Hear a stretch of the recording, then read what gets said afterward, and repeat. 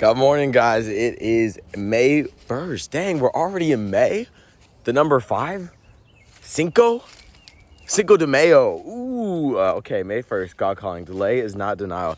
I was worried. I was like, how are we already almost halfway through the year? But then we got Cinco de Mayo and everything got better. We're good now. So delay is not denial. Read the lessons of divine control. Oh, wait, I forgot.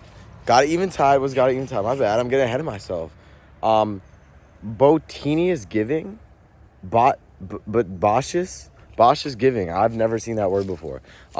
I've seen botanist, but that's Bosch is giving. Maybe that means a lot, giving profusely. Okay, God calling delay is not denial. Let's get into it, guys. It's been 43 seconds. Read the lesson of divine control in nature's law. Nature is but the expression of eternal thought in time. Study the outward form, grasp the eternal thought, and if you can read the thoughts of the Father, then indeed you know him. So God created us in his image, right? So we are the closest thing to God on this planet, right? But then if you look at the other things on this planet, they are also our extensions of him, right? We can see so many examples of God and how he works in our life because of how he works in nature's life, right? Like we talked about on this channel before, branches, right?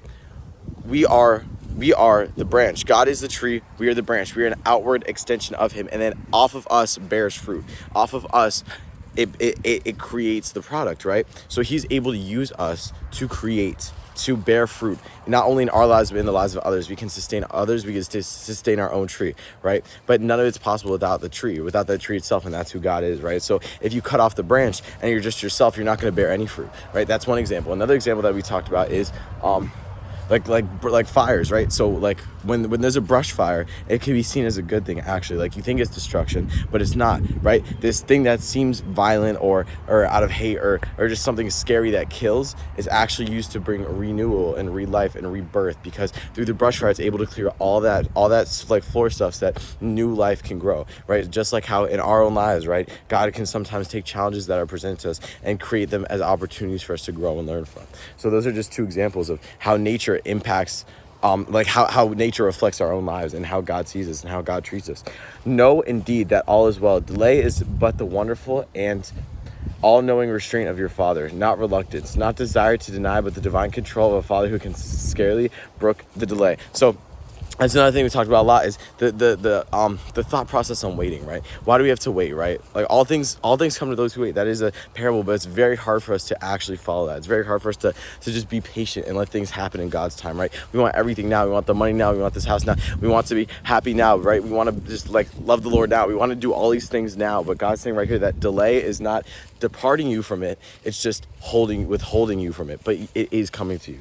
So just remember that. Delay has to be sometimes. Your lives are so linked up with those of others, so bound by circumstances, that to let your desire have instant fulfillment might in many cases cause another or earnest prayer to go unanswered.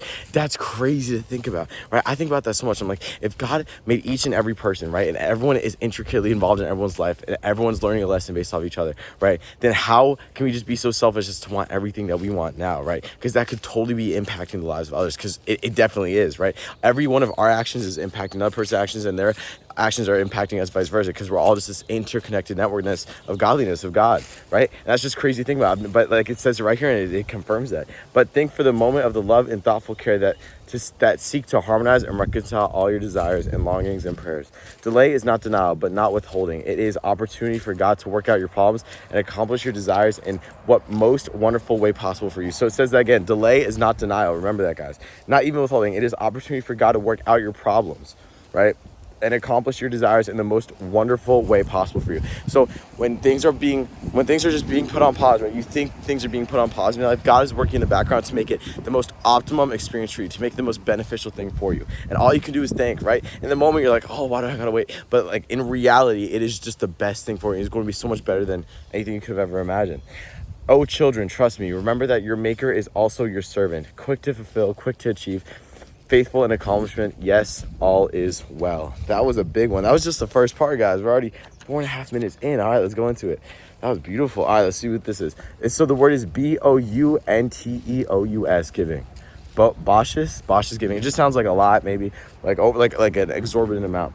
Not what you can gain in any situation, but what you can give must be your question. You follow me, of whom it was said, Even Christ pleased not himself. So help, so serve. So if we want to become Christ-like, if we want to become even anything close to perfect, if we want to have true godliness in our life, we have to ask the question, what can we give, not what can we have, right? And that's just the very beginning. There's so many questions we have to ask ourselves. There's so many processes and thought processes that we have to change about our lives, but that's one of the huge ones, right? Because even Christ did that. Even our own God, right?